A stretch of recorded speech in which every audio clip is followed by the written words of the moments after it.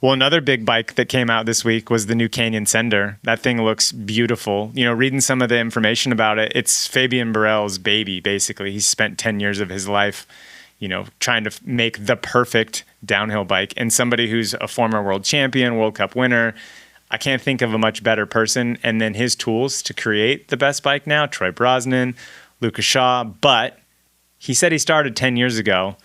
It's only in the last year we've started to see transmissions. We've started to see belt drives.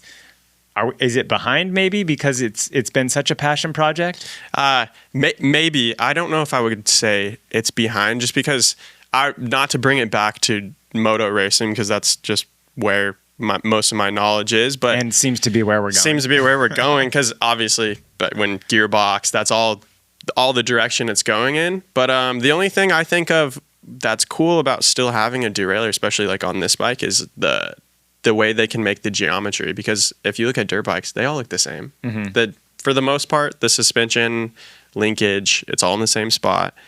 If it keeps going to the gearbox, are we going to keep seeing, kind of like with the e-bikes, the Santa Cruz going to the 4-bar? Mm-hmm.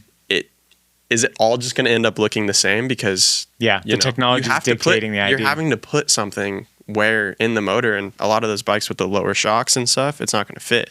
So they're going to have to rearrange, and it kind of takes less geometry. You know what I mean? Like it kind of narrows down that a little bit. But that's my opinion. So. Yeah, no, I totally agree. I mean, I think that's a spot on opinion. I think that's really what's held back the gearbox anyways, is first of all, you look at the transmission manufacturers, Shimano, SRAM, obviously the biggest ones. For them to move to a gearbox transmission, they would have to sort of say that derailleurs weren't the best way to go, which is their bread and butter. Yeah. That's the first challenge. The second challenge would be to get the industry to conform to something that would fit as far as suspension design and things exactly like what you're saying.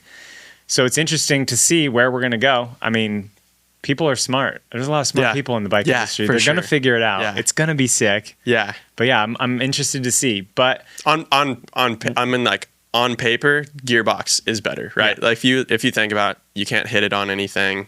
It's all, in there. So yep.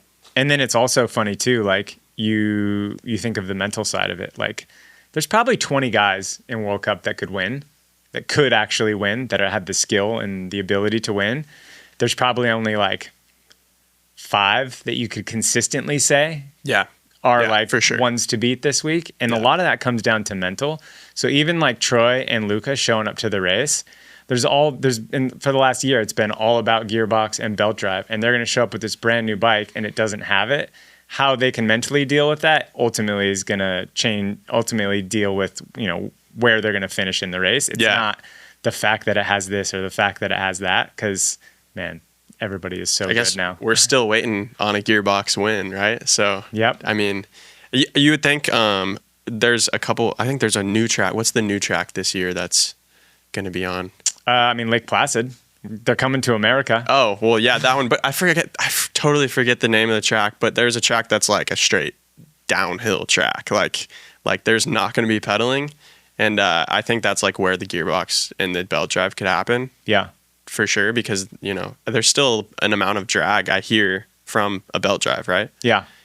A little bit. Yeah, for sure. So it's like with the margins of a downhill race, because you got guys like, like Bruni and Piron who are like, sometimes they're, the gap is like nothing. It's like 0.2.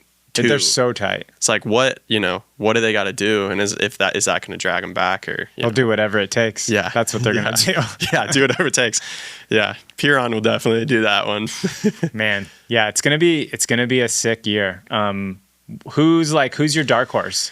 Ooh, for the men's class, there's so many guys, you know what I mean, that can just go. I like watching Bernard Kerr, and he got into Moto too, so I'm going to go with him as my dark horse, because I feel like he definitely's got the speed in there, because he gets on the podium 1 or 2 times. Oh, he's been so close. I feel like he could just pop off and get it. He's been so close. It's funny too, like Bernard says a lot of things, and he's started to say if he wins a World Cup, that's the day he retires. Oh my So it would be crazy to see him win the first race and retire at the first race. There's no way. It seems like he's having way too much fun to retire now. So yeah, you're right. I think for he's not on my fantasy because I couldn't afford him, but I think Benoit Coulage is like, I think that's the dark horse. He's super tall. He did really well there last year, which the whole top section of this track is like insanely high speed. There's big jumps. So the lower you can get and those long legs, he can like suck that bike under him. And he's on a new bike this year, that new Scott, and he's the number one guy on the team. I'm sure they've been putting a lot into it. I think he's the man to watch that people aren't looking at. Yeah. Those big lanky guys on a track like this that's coming up. Yeah. Especially with those high speed, just like push, and those guys just kill those sections for sure. Yeah, so, for sure. And then you can't count out Loic Bruni. You can't. We also have Jordan Williams coming back on the Specialized Gravity team. That's kind of a wild card too. I mean, he won his very first elite race ever, and then in that same season had a knee injury and didn't really get to play it out. So he's one to watch. There's so many to watch. Yeah. Who do you got on the ladies' side? I'm just gonna go with the ex-champion.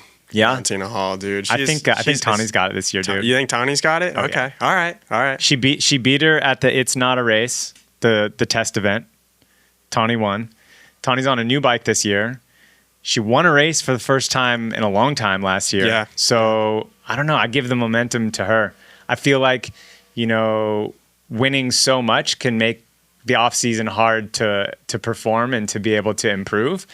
And Valley's been winning nonstop for like 2 or 3 years. I also like that, like, Tawny will do the off races in the off season. Yeah. Like the Rampage. She's a rider, man. Rampage. Yeah, that's what I mean. It's like, I always try to choose people for the opener that do those, because I know from coming from a racing background, it's like those kind of tune you up and you're ready to race. So like, I mean, maybe Goldstone. Yeah, dude. I was just thinking that as you're saying maybe that. Goldstone, because he won. Dude, Asa? Yeah, but Dude, he's not racing elite, right? He's not old enough yet. Is he not? No, I'm pretty sure he's young.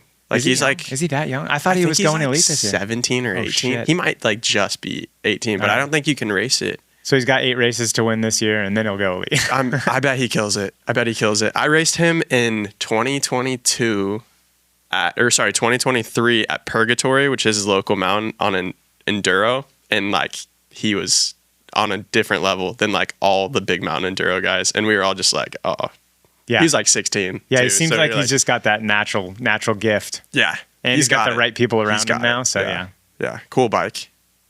Man, World Cup season's gonna be sick. Yeah, I can't wait, dude. Watching him threw me off that he wasn't elite because he almost won hardline. Yeah. But still, it's like he had the racecraft to be like, yeah, it's what it figure takes. it out. That's what and it take takes, a risk. Man. They're because so he didn't good. hit that line, right? Yeah, they're so big fast. risk. They're all so good. That's what it takes now, right? It's like one line difference. That was one of the funny things back in the old days. Eric Carter was the best at this. He would fake lines all practice, making people sweat at like, oh man, he's got the sick line. He would even like scuff it in with his foot and make it look like he was kind of like, people would call him out for cheating, but he was like making a fake line. And then in his race run, he would go somewhere completely different and like gain 2 seconds. It's hilarious.